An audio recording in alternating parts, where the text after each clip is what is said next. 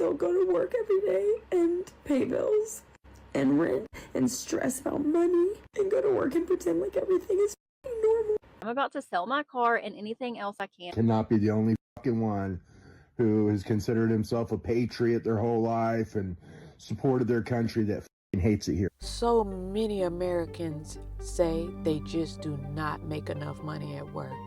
Check out these clips. When did you buy your first home? Do you know what you purchased it for offhand? $80,000, somewhere between $325 and $375. People think, oh, these kids are so burned out, they're just lazy. It's like, no, they're working 40 hours a week, but at the end of the month, they have nothing to show for it. So if you're not making any progress and you look back 5 years and go, damn, I made $300,000 in the last 5 years, or I made $400,000 in the last 5 years, and I have nothing. If anything, I have $25,000 in debt. That's going to create burnout because you feel like you just put in 5 years of work and have nothing to show for it. And we still have people blaming them that, well, the reason you're broke is because of the coffee. It's like, no, it's the 25% inflation that we've faced that just destroyed people's spending power. Cannot be the only fucking one who has considered himself a patriot their whole life and supported their country that fucking hates it here. Believe it or not, you know, over $100,000 a year where in the area where I live in, and it doesn't mean shit. Can't buy a house because I can't afford a $4,000 a month mortgage payment. Meanwhile, these can fucking rip off the country, get free housing, free fucking food. No! No! No! This and that, and I'm over here breaking my back to even have Christmas or do anything, and this is the greatest country in the world. It's not. So please tell me how it makes any freaking sense that as a stay-at-home mom, I had $500 in food stamps, I had health insurance for my entire family, and we got $7,000 back on taxes. I go back to work, I lose my food stamps, I lose my health insurance, and we're only getting $100 back on taxes. And this is why people don't want to work, because why am I working my butt off and losing all that stuff and still living paycheck to paycheck when I was living paycheck to paycheck before, but I at least had food stamps and health insurance and got $7,000 back? How's that math? Is this really America, or is it a third world country? What the fuck is going on with energy in Virginia? Every single electric bill I'm getting is looking like this. This is how all my electric bills are looking. How is it humanly possible that I was using 1,500 and less kilowatts every single month in 2025, 2024, and 2023, but somehow I'm using 5,000 kilowatts of energy now in 5,000, 4,000, 4,000, 4,000 the last 4 months? Something doesn't make sense, bro. And every time I call Dominion Energy, they tell me that I'm tripping. I need somebody to help me understand how a human can use 5,000 kilowatts when I'm never home. Never home. I don't use TV. I don't use heat. I don't understand. But this is getting to the point where I can't I'm no!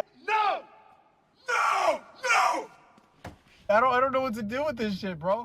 Money goes so fast in America nowadays, and people are mad. Everything is happening and having to still go to work every day and pay bills and rent and stress about money and go to work and pretend like everything is normal. It's just not normal, and I don't know how much longer I can do this. It's like eating me from the inside out. Why aren't we doing something? Hey, so Duke Power reported profits of $5 billion yesterday.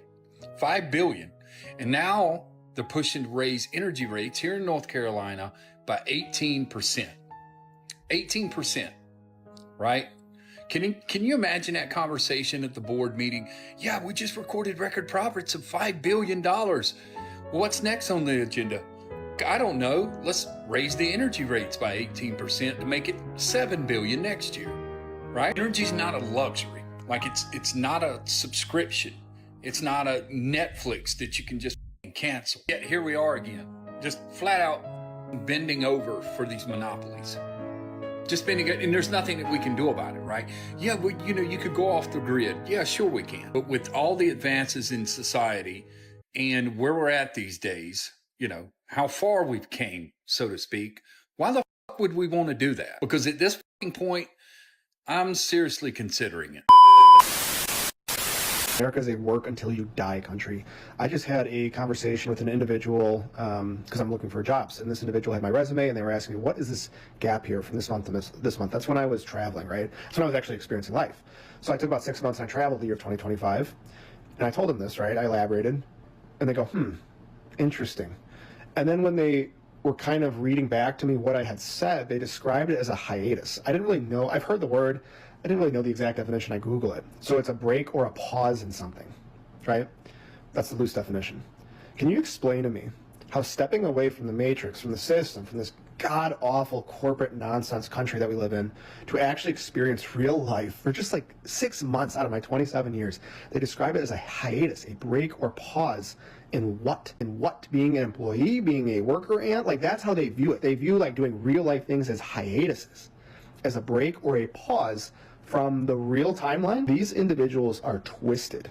It's not their fault per se, but they're grown adults that are just so warped because of the system that they grew up in and could never figure it out, that this is wrong, this is unhuman, this is bizarre. Like, that's bizarre, you're bizarre, I'm not bizarre, I'm trying to be healthier. I don't have a house. My car, I've been driving the same car since I was in college, so 10 years, over 10 years. It's falling apart. I can barely afford groceries. I'm living with my parents because I can't afford to rent on my own.